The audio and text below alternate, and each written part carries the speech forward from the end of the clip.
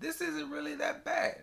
Now, Mortal Kombat Annihilation, that I'm going to talk about in another video, the same thing cannot be said.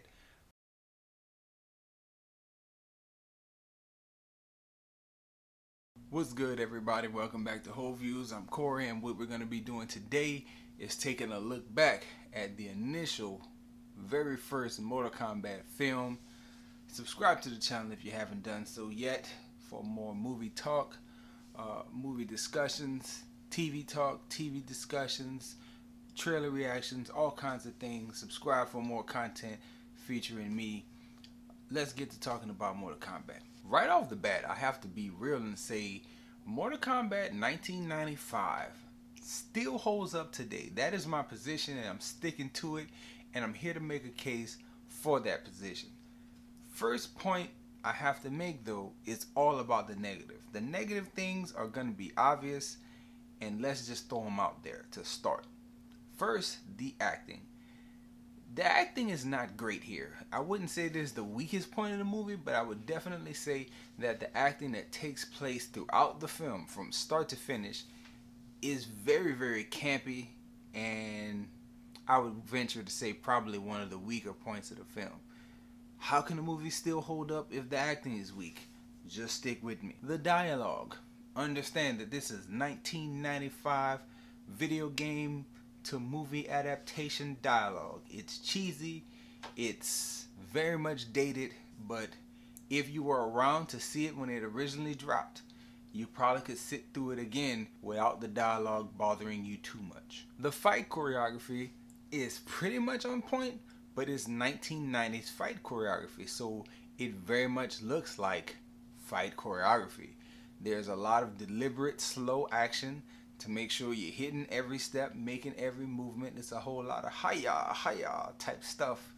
But for the most part, it's executed perfectly, probably just to avoid injury, but not necessarily with like super fast, accurate precision. It kind of looks slow and deliberate for different portions of the film. But if we're being honest and we're being negative about Mortal Kombat 1995, the worst, absolute worst part of the movie that I want to say there's almost no excuse for is the graphics. Whether it's the wide shots that they pan back and you see these super tall mountainous structures, or if it's just the special effects CGI of the grapple coming out of Scorpion's hand, or the entire character of Goro. Like, the entire character is just a mess graphically. Like, they could have done better, I believe. Maybe not, you know, maybe with the budget. I don't remember what it was at that time. I was in the 5th grade, 6th grade, something like that. None of that stuff matters to me. What mattered to me at that time was seeing these cool characters on the screen doing what they were doing, the game coming to life, and it very much did. Now let's talk about the good things and why I would say after all that this movie still holds up. The thing that drives most movies to me is the plot. Like, does the plot make sense? Now again, this is fantasy, it's Mortal Kombat, right? But it followed the story of the game almost perfectly, you know, making a few adaptations here and there.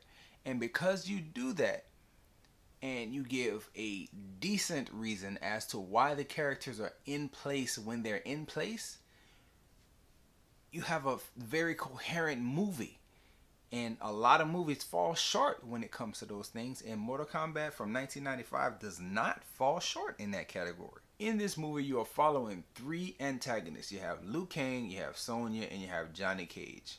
You have Raiden, kind of like the mythical guide that's, you know, bringing them along where they're being brought to, and the strings are being pulled from other places as well. But everyone in the film has their own proper motivation for doing what they do. It's obvious if you watch it, and then it's even brought up on screen through dialogue between characters. So having Sonya, you know, a military person, be present during the tournament made sense. She was lured there by Shang Tsung, right? You have Johnny Cage, who was also kind of prompted to come because of his martial arts background, but then he has his own motivation for wanting to compete and wanting to do well. It's not just, oh, I'm here and I want to kick people and punch people. He has a real purpose, and that's kind of like proving himself. Like, it shows up in the beginning, it's present throughout, it's wrapped up in the end. Liu Kang has the same situation pop up for him as well, with the brother in the beginning, seeds of doubt sprinkled in there throughout the middle, wrapped up in the end. It just made good sense. It made very decent cinema, and because it's something that a lot of people probably saw in their youth, like I did, it's something that can still hold up, and you can put that on right now and it'll be good to go. It's not anything that's just so trash, so dated that you can't come back to it. It made sense. If you take the campiness that is in it, you put that aside.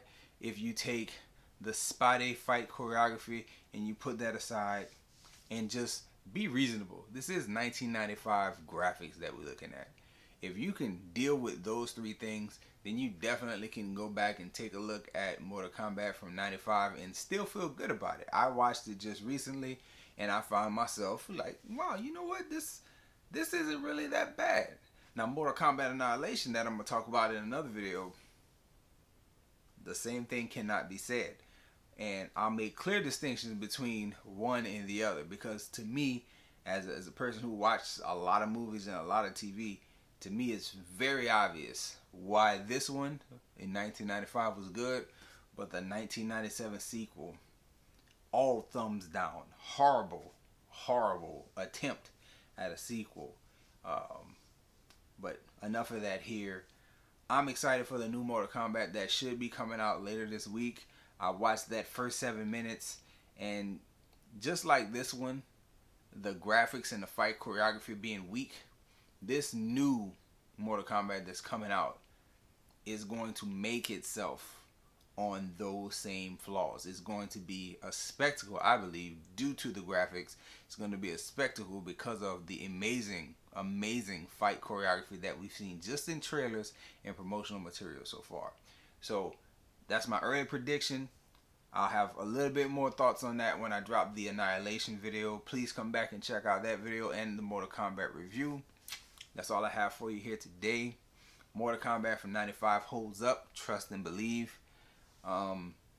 Subscribe if you haven't already. Like the video, share the video, and come back and see more.